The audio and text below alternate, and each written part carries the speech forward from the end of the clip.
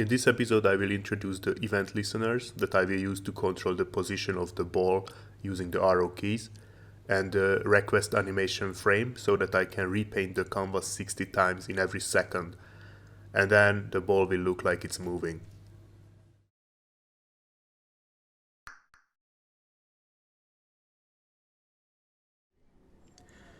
Whenever the user interacts with the web page using the keyboard or the mouse, the browser handles it as an event.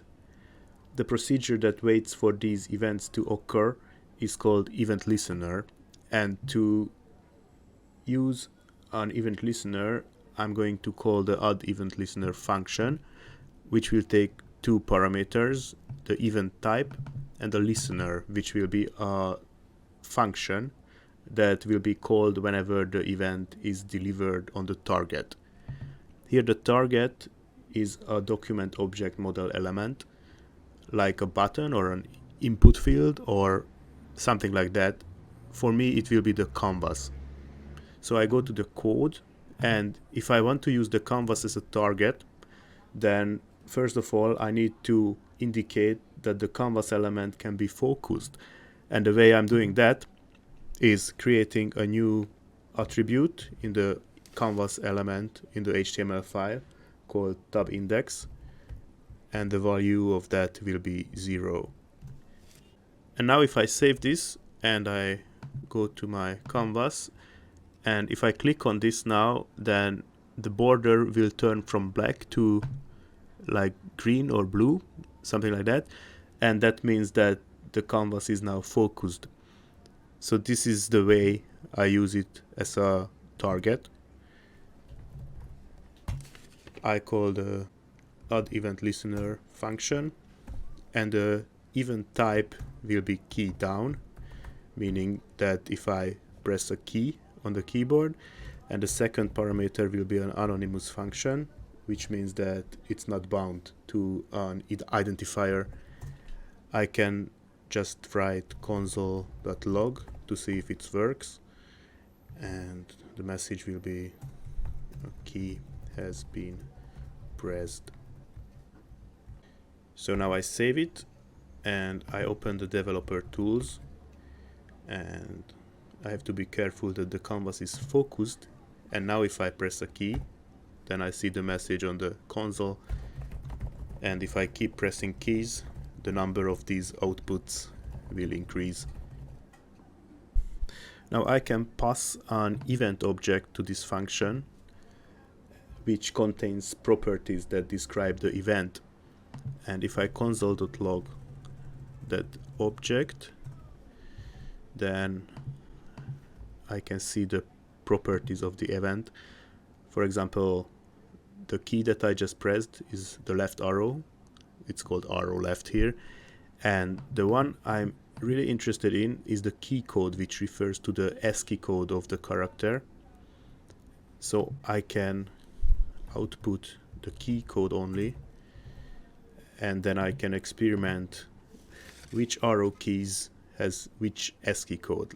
I'm starting with the right, then left, up and down. And now I know that these are the 4 ASCII codes that I will have to use. And the way I'm using them first is I create an if statement. Let's try the left first, that had the ASCII code of 37, and just to see if it works, console.log left. And if I keep pressing the left, I do have the message there. If I press anything else, then nothing happens. And now I copy this and paste it 3 times to apply it to the other 3 keys. And if I go back again and start to press the arrow keys, I can always see in the console which is the one I just pressed. By moving the ball, I mean I keep changing the coordinates of the ball and keep redrawing it in the new position. and that would provide the illusion of moving. Now the first thing that I do is creating x and a y variable here on the top, and I will pass those variables to the drawBall function below. Let's just use one ball as the coordinates of the ball. So far nothing special. Then instead of these console.log functions, I'm going to change the value of the x or the y variables based on which arrow key has been pressed. For example, if I press the down button, then the y variable will increase, because you know in JavaScript canvas the 0, 0 coordinate is on the top left corner. And one more thing I need to do is, this drawBall function is called only once, and I need to find a function that helps me to keep calling this drawBall function over and over again, so it will redraw the ball every time. And one way to do that is the setInterval function. This will take two attributes, a function that will keep running and the time interval in milliseconds. This 1000/60 means that it will be called 60 times per second. If I put the drawBall function inside and try to control the movement of the ball,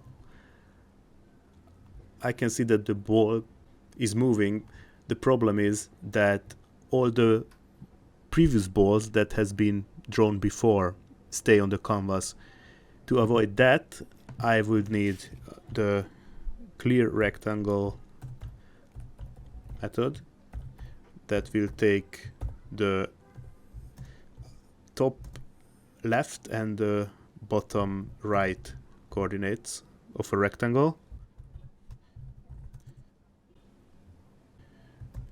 So now the canvas will be cleared for every frame. But it's still not perfect. First of all, if I keep pressing one of the arrows, then the ball starts, then stops, then starts again.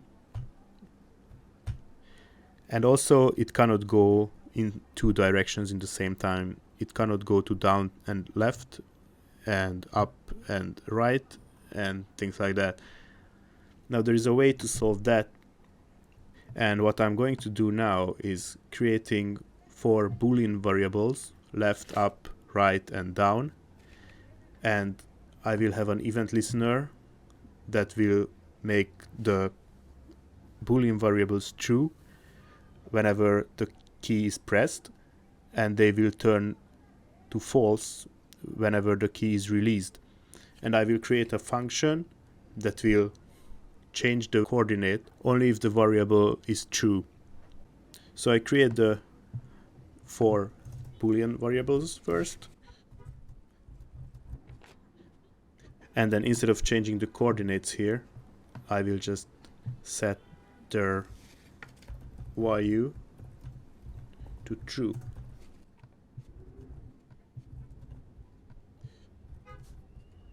Like that. And the next thing I'm doing is creating a function that I will call move, and it keeps listening to the value of the booleans, and if one of those values is true, then one of the coordinates of the circle will change. Like if left is true, then x will decrease, and so on.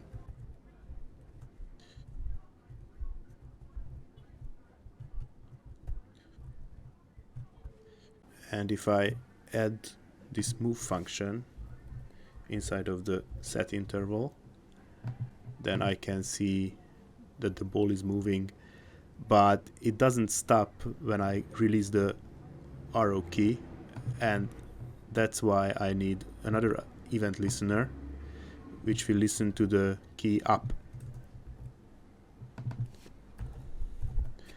And whenever a key up happens on one of the arrow keys, the value of the boolean will turn into false.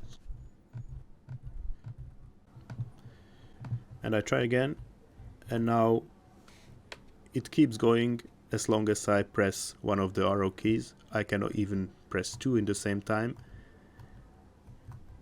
and stops whenever I release. And one more thing I want to do here is this set interval function is working well, but there's another function I can use here, and it's supposed to be better because the browser can optimize it so animations will be smoother. Animations in inactive tabs will stop, allowing the CPU to chill, and more battery friendly. So yeah, why not? I copy this and I paste it here. It's requestAnimationFrame. So I just cut and paste these lines here and get rid of the set interval. Let's see if it's working. And it does work. So repeat often. I would rename it to main loop. That will be the main loop of the program.